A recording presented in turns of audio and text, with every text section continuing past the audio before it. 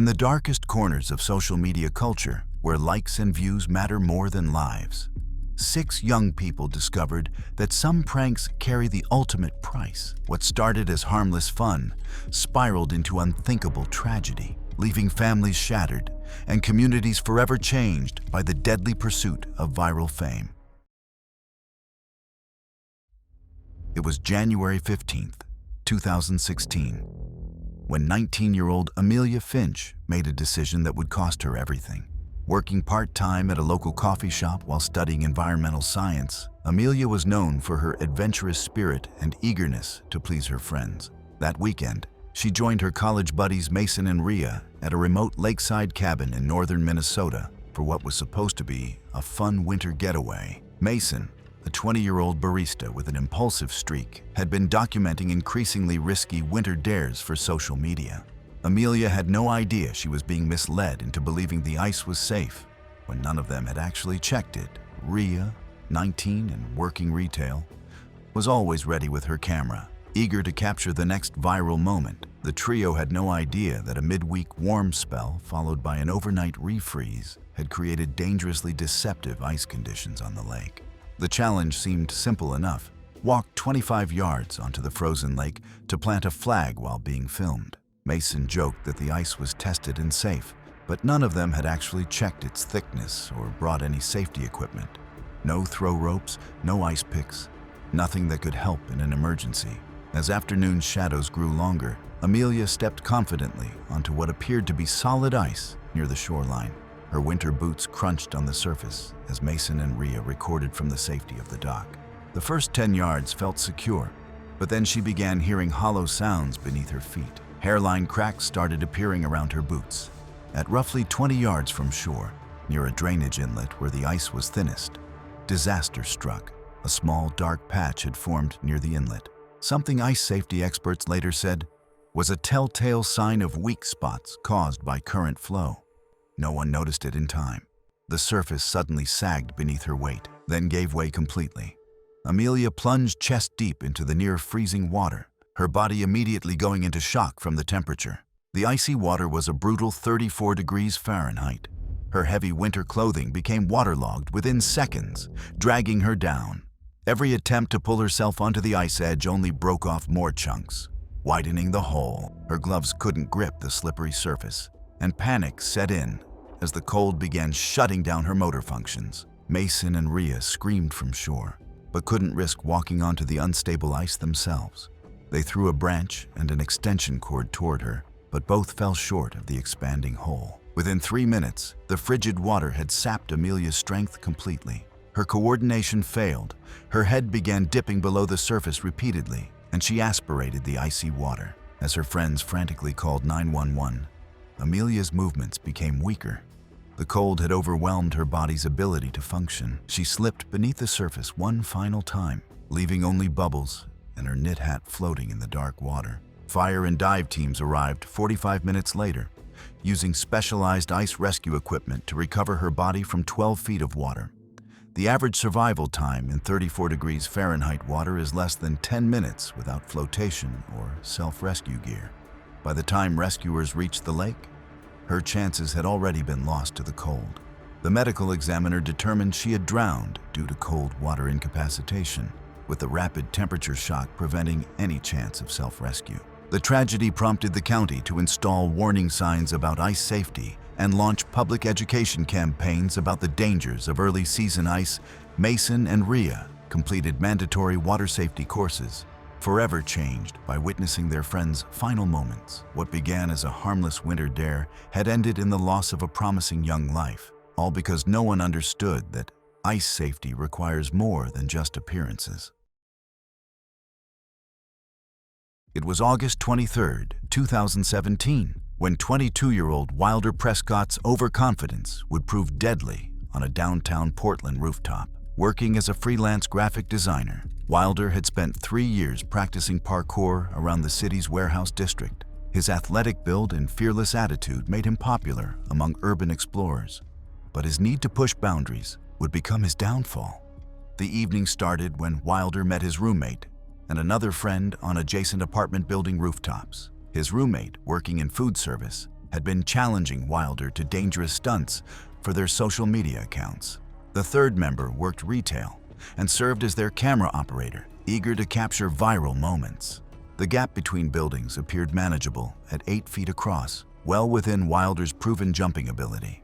Wilder didn't realize he was being misled by his friend's confidence, believing the jump was far safer than it actually was, and what he didn't know was that their confidence was part of a running prank, an ongoing joke where they exaggerated the safety of stunts to push him into attempts he otherwise might refuse. He'd completed similar distances before, though never at such a dangerous height. 4 stories above concrete pavement left no room for error, but Wilder's competitive nature wouldn't let him back down.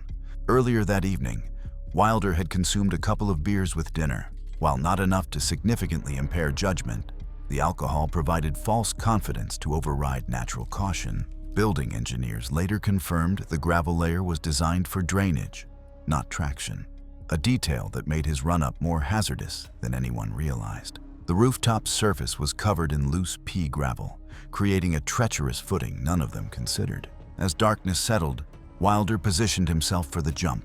He measured out a 15-foot running start, believing the distance would provide adequate momentum to clear the gap safely. His friends positioned themselves on the target building, camera ready to document another successful stunt. The fatal sequence began when Wilder started his approach run. Building speed across the gravel surface, he focused on the parapet wall where he would launch into the void. But as he planted his takeoff foot, disaster struck when shifting loose stones beneath his boot caused instability. The unstable surface dropped his launch angle significantly lower than intended.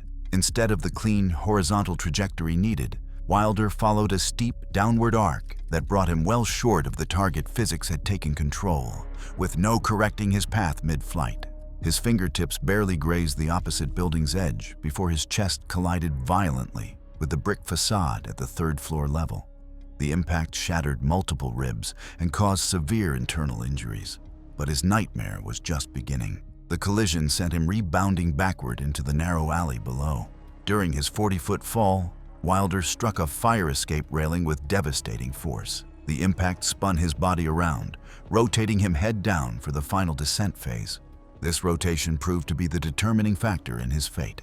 When Wilder struck the concrete alley surface, the head-first impact caused catastrophic skull and spine injuries.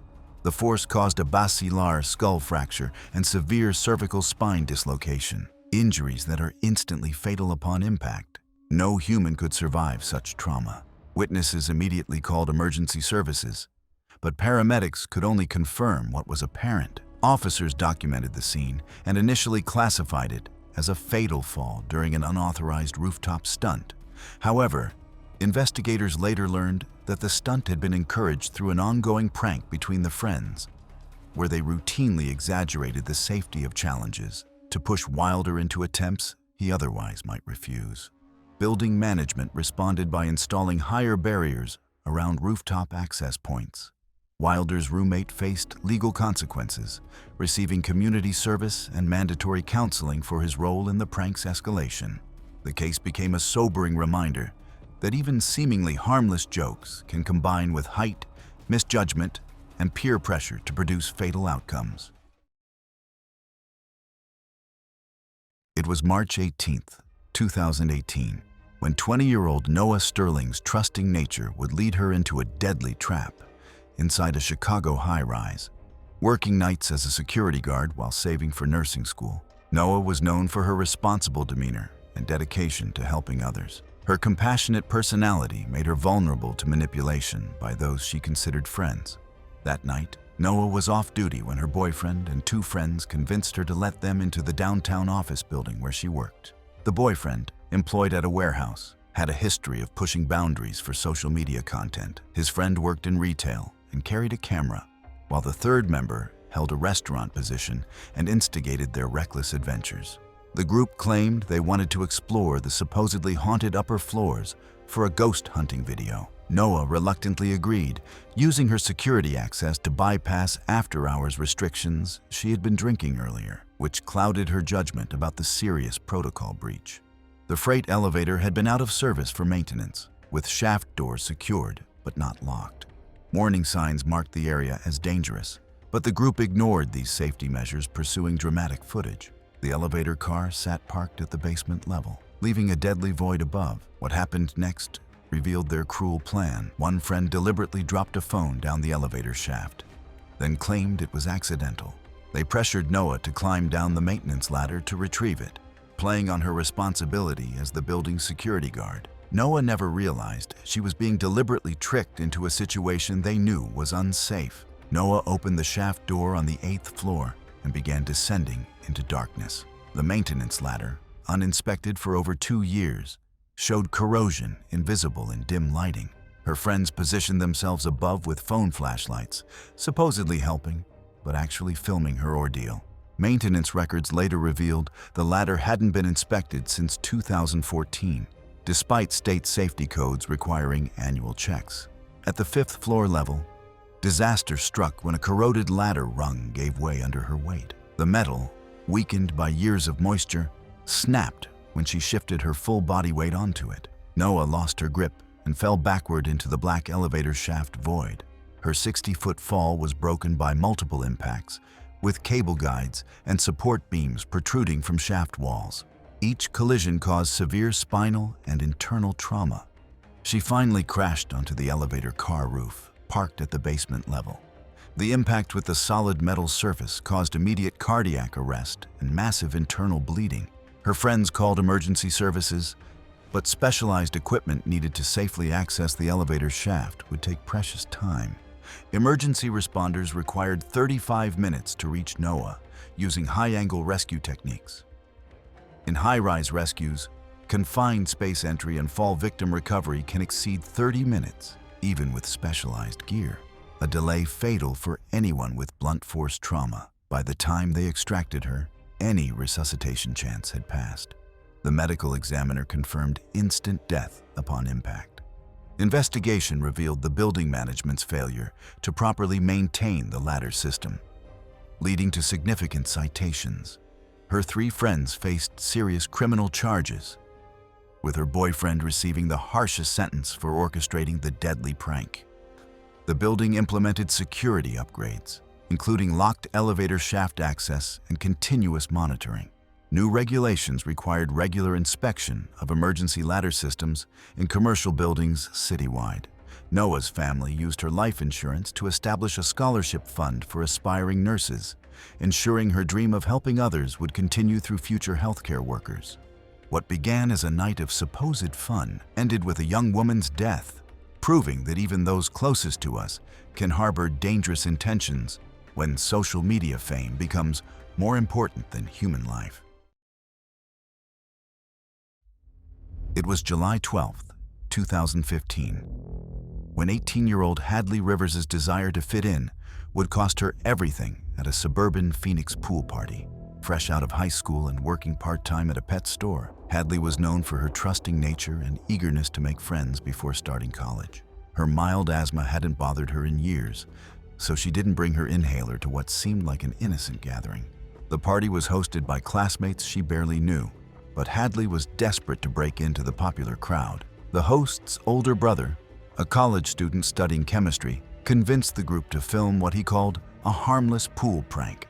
Claiming the water would change colors around swimmers, Hadley believed him, unaware the mixture he prepared was dangerously unstable. Working part-time at a grocery store, he boasted about his chemistry skills and assured everyone the effect would look spectacular on camera. What the group didn't realize was that their amateur chemist was mixing industrial cleaning agents with pool chlorine, creating a dangerous combination he had never tested. The chemicals sat in unmarked containers near the pool deck with minimal safety information. Hadley had been swimming in the shallow end when the fatal experiment began. The summer heat was intense with little wind to disperse gases. The pool's design created a natural basin where heavier-than-air chemicals could settle around the water's surface.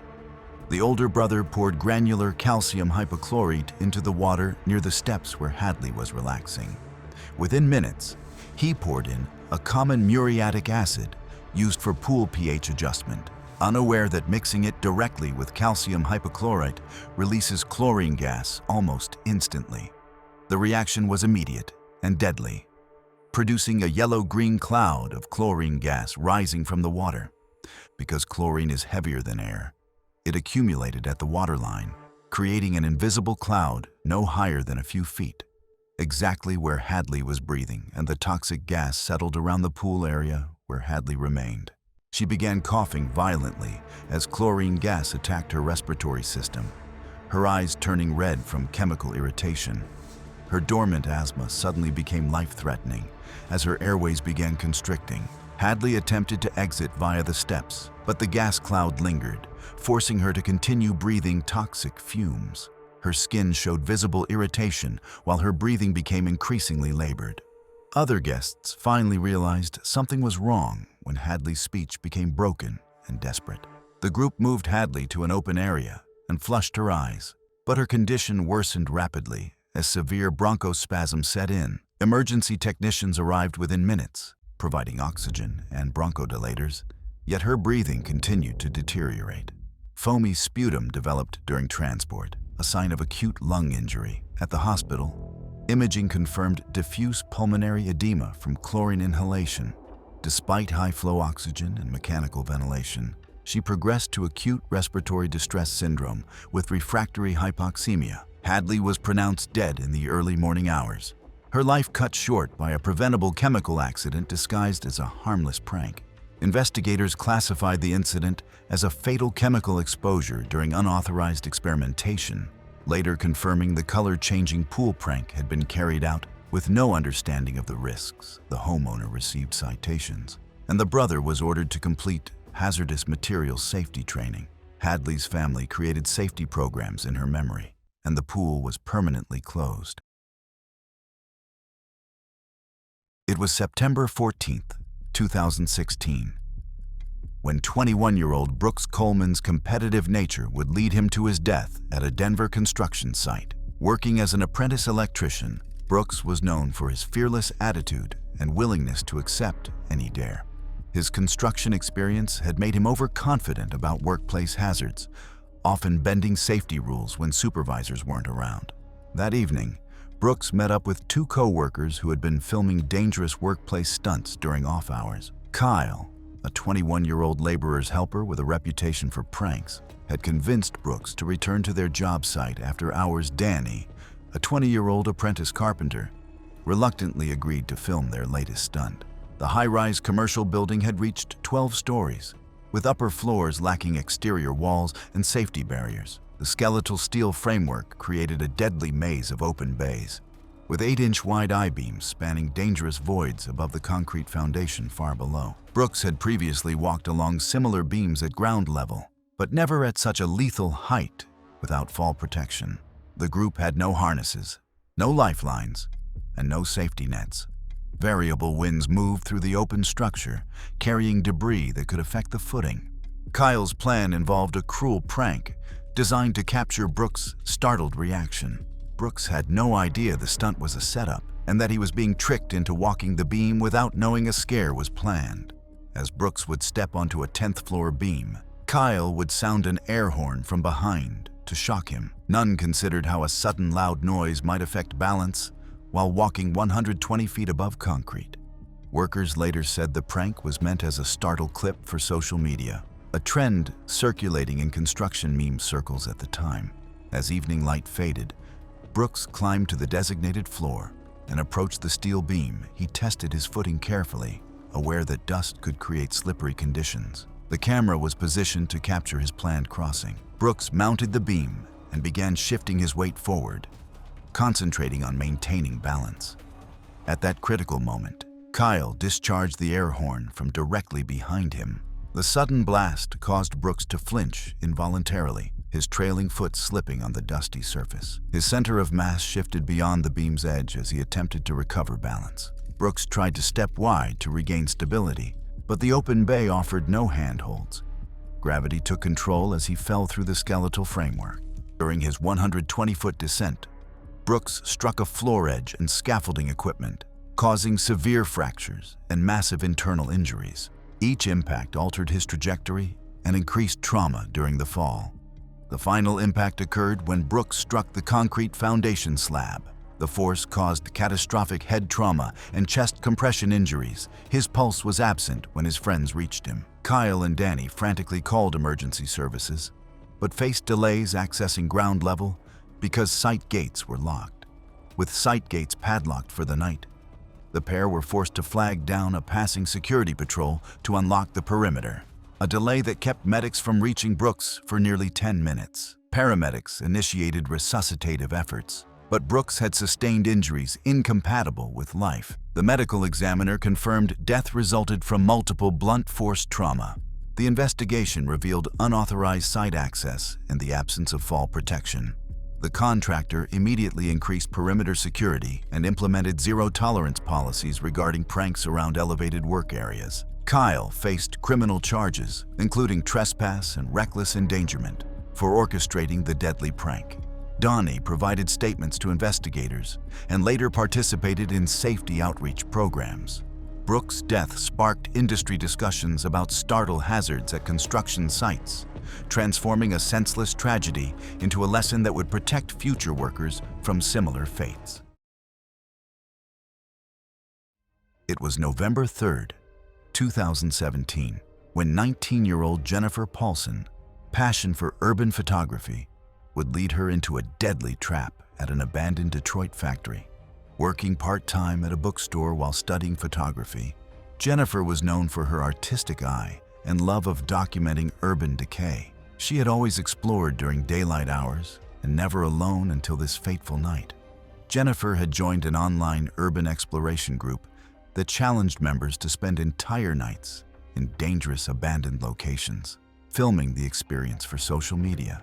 The peer pressure pushed her beyond her usual safety boundaries. That evening, Jennifer met up with Marco, a 21-year-old warehouse picker who ran a prank channel, and Tia, a 20-year-old art student easily influenced by group dynamics. They had chosen the abandoned factory specifically for its reputation as one of the city's most structurally unsound buildings. City inspection records later showed the structure had been red-tagged years earlier for severe roof leaks and termite damage. Warnings long ignored by trespassers. The factory had been closed for 15 years, with floors severely weakened by water damage and missing floorboards. The third floor showed visible deterioration, with soft spots and warning signs noting structural instability. Marco had planned a jump scare to capture Jennifer's reaction, positioning a hidden sheet of metal nearby to drop while she photographed. Jennifer had no idea he was setting up a prank, or that he'd led her onto one of the most unstable areas of the floor.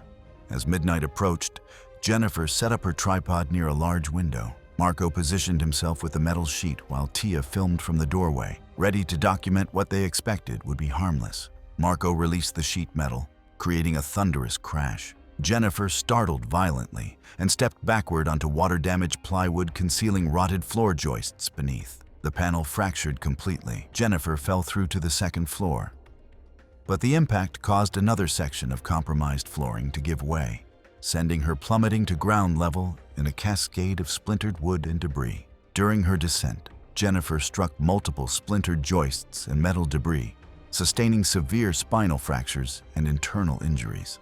A protruding piece of rebar caused a deep abdominal wound, adding to her trauma. She landed on broken concrete and rusted equipment.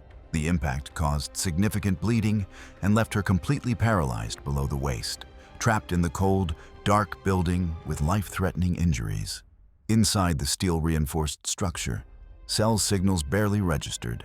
Emergency calls dropped repeatedly, forcing them to run outside before contact could be made. They applied pressure to her wounds using clothing and ran to find an exterior door to guide emergency responders. Emergency access was delayed by the building's size and debris blocking entry points. Responders eventually reached Jennifer using specialized equipment, but her vital signs had deteriorated rapidly due to blood loss and cold exposure. Jennifer was pronounced dead at the scene after unsuccessful resuscitation attempts.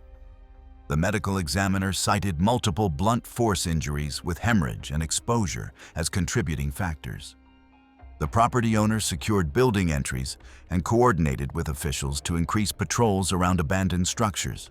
Marco faced charges for trespass and reckless conduct tied to his staged prank. A campus exhibition of Jennifer's work included safety briefings for student photographers about structural hazards. When exploring abandoned locations, her death became a chilling reminder that urban exploration demands respect for decaying structures and that chasing social media content can exact the ultimate price. Thanks for watching. Want to see more? Click on your screen now.